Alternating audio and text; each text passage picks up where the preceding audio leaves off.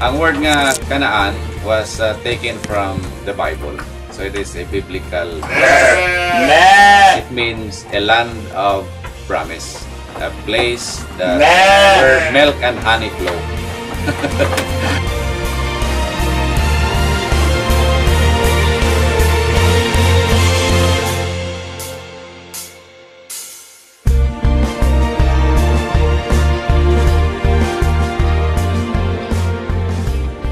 We practice this farm organically. Sa uban gitawag nga natural farming. So dili gyud mi dire mo apply og bisang unsang synthetic fertilizers, herbicides and pesticides.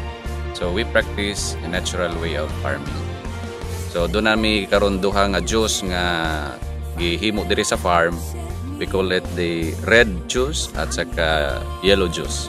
So yung red juice gihimo siya from malunggay, kamote tops, and lemongrass o calamansi. Then ang yellow nga juice namo gihimo siya gikan sa turmeric ginger, then kanana ang guayavano leaves, then pandan o calamansi. Mas dire puro organic food. Hapit food pati ang mga farmers, mga organic food dire. Mo nang away mga tiyan.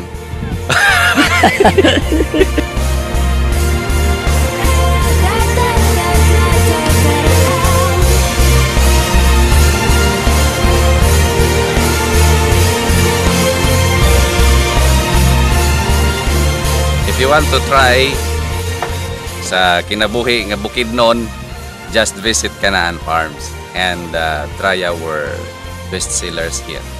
Our juices and ang among kuping mo among best seller. Hopefully nga makatry mo ug makatilaw mo sa mga mga pagkaon nga Bukidnon, dili gikan sa syudad. Made with love. Kanina yun. Okay. Okay. We have our page, Canaan Hill Farms and Honey Garden, and then we have our contact number there sa page namo. So pwede mo dito mo tawag lang. Pwede po mo mag-message sa amo since every day our page is open.